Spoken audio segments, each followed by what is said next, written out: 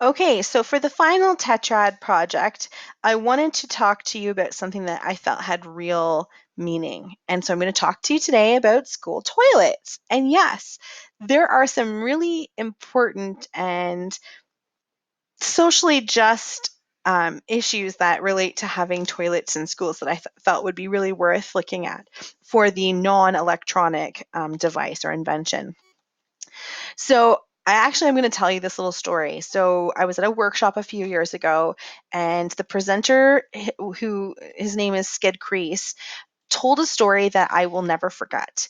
He talked about how when he was teaching in a Toronto urban school, there was an issue where a student was going to the bathroom and pooping in the sinks in the bathrooms. And they finally figured out who they thought the student was, and Skid was elected to go and talk to this young man and explain to him how to use the toilets properly. He was a recent refugee from Afghanistan. This was sort of in the height of the war and Canada's military involvement within Afghanistan. And so this young man had come as a refugee, and so Skid took the young man into the washroom and he's showing him, the sink, and this is where we wash our hands. And then he takes him to the toilet and he sort of shows and models for the young man, not, pants down, but he shows him that this is where where we defecate. And the young man got really upset and he's like, no, that's not right. And Skid was kind of, taken aback because how could that not be right? Well, it turns out that the young man was really upset because the quality of the water in the toilet in Canada was better. It was better than any drinking water this young man had ever seen in his life. And so he had no idea that we would defecate into this clean drinking water. He thought that was absolutely appalling and that clean water should be, available for drinking. And so the idea of the importance of toilets in schools and the role of toilets and the greater impact of toilets is actually something that I really want to talk a little bit about today. So, what does having a toilet in school enhance? Well, for sure, allows young women all across the world the ability to access education on a daily basis. They don't have to stay at home when they're having their menstrual cycle. They can be at school every day because there's a toilet there. Um, it improves health conditions in schools and communities across the world because there's hand washing facilities there. So, bacterial infections and diseases go down exponentially when toilets come into a community. All of these are actually clickable links as well. Um, the idea that there is a private and safe space for girls to use a washroom is incredibly important, especially when we think about stories about sexual assaults in India, when there are no safe toilets available for young girls. Um, the idea of gender segregated toilets has some pros and cons, but the research coming out is now showing that moving to gender neutral spaces has benefits for lots and lots of different people. It has more benefits than outweighs by a long shot. And I really like that particular image. Even mermaids can use a gender neutral toilet and it's all good. Um, yeah. And so let's just take a quick look at what is the reverse here. So definitely the idea of overconsumption of water can be an issue when we have school toilets.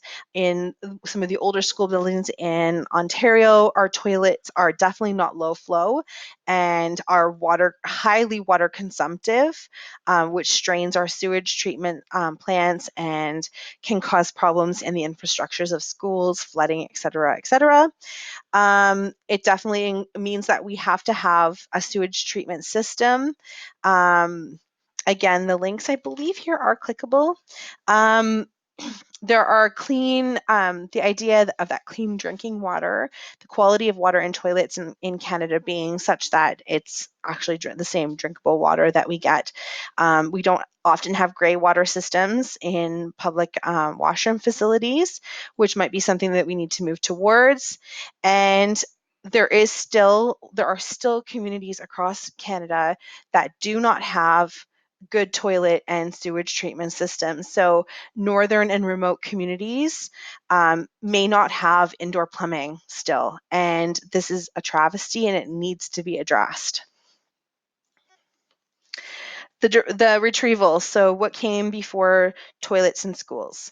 Um, this is a really great history of the toilet image, and I liked it because it goes all the way back, starting from early, like people using outdoors, just going in nature wherever they need to go, the movement to a chamber pot and sort of different types of collection devices, into the earliest toilet systems or flushable systems. I think it was Elizabeth I that actually is said to have had one of the first flushable toilets where water flushed the human waste down into a sewer type system, and all the way through into our modern toilets of today.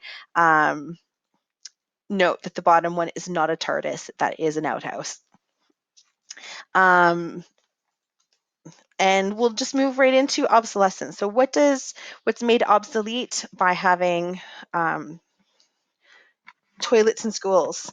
Um, all the things that are made obsolete are obviously bad. So it's a good thing that we have toilets in schools. We definitely don't want to have menstrual huts where women are secluded and are unable to access the outdoor, like to access school and life, because they're being secluded through their menstrual cycle. We are making porta potties and outhouses, chamber pots, and frozen pipes a thing of the past. But also, we are making those unsafe and unhealthy conditions a thing of the past as well.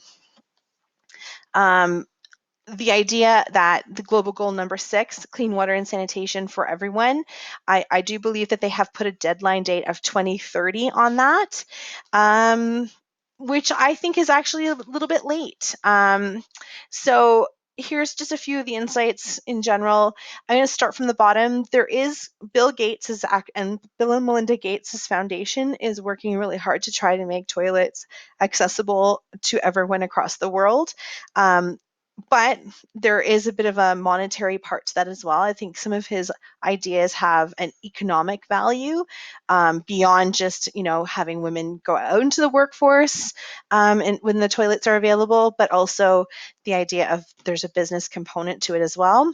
But definitely school toilets and having community and school toilets for everyone absolutely makes life healthier, safer, sustainable, and allows people to access education and a safe place to live, and we take it for granted, which we shouldn't. So on World Toilet Day, which I believe is November 19th, I hope that some of you will be inspired to do some work around educating your students around the importance of having toilets in schools, and not just how to keep their toilets clean, but also that it's a pretty amazing thing that we have them.